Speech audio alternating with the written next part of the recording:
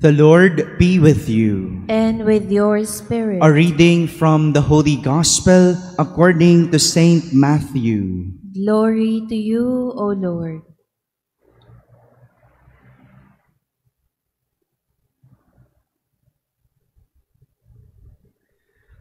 When Jesus heard of the death of John the Baptist, he withdrew in a boat to a deserted place by himself. The crowds heard of this and followed him on foot from their towns. When he disembarked and saw the vast crowd, his heart was moved with pity for them, and he cured their sick. When it was evening, the disciples approached him and said, "This is a deserted place, and it is already late. Dismiss the crowds so that they can go to the villages and buy food for themselves." He said to them, "There is no need for them to go away.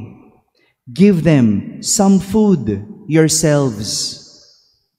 But they said to him, "5 loaves and 2 fish are all we have here." Then he said, "Bring them here to me." And he ordered the crowds to sit down on the grass. Taking the 5 loaves and the 2 fish, and looking up to heaven, he said a blessing, broke the loaves, and gave them to the disciples, who in turn gave them to the crowds. They all ate and were satisfied, and they picked up the fragments left over, 12 wicker baskets full. Those who ate were about 5,000 men, not counting women and children. My friends, the Gospel of the Lord. Praise to you, Lord Jesus Christ. Good morning, my dear brothers and sisters. Our Gospel today is a continuation of last Saturday. If you could still remember, we heard about the death of John the Baptist last Saturday. Today, upon hearing what had happened to his cousin, Jesus withdrew in a boat to a deserted place. Sumakay siya ng bangka at pumunta sa isang ilang na lugar. Probably, Jesus would want to be alone, or was mourning for his cousin's death. Namatay eh. Pinatay yung kanyang pinsan, pinugutan ng ulo nila Haring Herodes. And upon knowing that, Jesus probably was very, very upset and sad. He wanted to be alone. But the crowds quickly followed him, bringing the sick to him for healing. Look at Jesus. He could not even be alone. He could not even mourn because of the many people who needed him. Inuna pa din niya ang pangangailangan ng mga tao bago ang kanyang sarili. That's how selfless Jesus is. Then Jesus noticed that it was getting late and the crowds were getting bigger.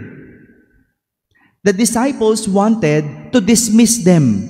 Gusto silang pauwiin so that they could find food for themselves. Tingnan mo itong mga alagad na to, no? Magagaling eh. No? Kasi pag hindi nila pauuwiin ang mga tao, sila pang magpapakain sa mga yon. Ano bang meron sila? 5 tinapay? 2 isda? Kasya ba yun sa 5,000 tao? Kaya yung mga alagad ang naisip, Lord, pauwiin mo sila. Gabi na. Oh, dismiss them para sila maghanap ng makakain nila. But knowing Jesus was selfless, He did not dismiss them. Instead, He told His disciples to give the crowd food for themselves. Kayo ang magbigay ng makakain, which the disciples respond, 5 loaves and 2 fish are all we have here. From what they had given, Jesus multiplied the loaves and fish so that everyone was able to eat. You see, what Jesus is teaching His disciples in this story is the virtue of being selfless. He taught this virtue by being an example. Mas inuna niya ang pangangailangan ng iba, lalo na ang mga may sakit, kaysa sa sarili niyang pinagdadaan ng sakit dahil sa pagkamatay ng kanyang pinsan. Pwede naman nagluksa si Jesus. Pwede naman sarili muna niyang inisip niya. But Jesus was selfless to cure the sick of others before attending to His own self. Kaya nga, imbes na pauwiin ang mga tao, pinagsabihan niya ang mga alagad na sila ang magpakain. Sila ang magbigay ng makakain sa mga tao. Sa totoo lang, alam naman ni Jesus na hindi sasapat ang mayroon sila. Hindi sasapat kung anong meron ang mga alagad. Alam niyo ni Jesus. Ang gusto lang ni Jesus na makita ay ang magbigay pa din sila. Dahil si Jesus naman ang bahala sa kakulangan. Si Jesus ang magpupunan sa kakulangan. This is the common problem why people become selfish. They would always reason out that it is not enough. Ganyan ang mga makasarili eh. Di pa nga kasya sa akin to eh. Sa akin nga lang, hindi pa sapat, magbibigay pa ako. Kulang pa nga ito eh. That's what selfish people are.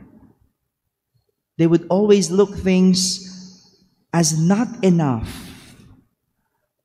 My dear brothers and sisters, a selfish person would always see things as not enough. But a selfless person would always see things as more than enough. Amen.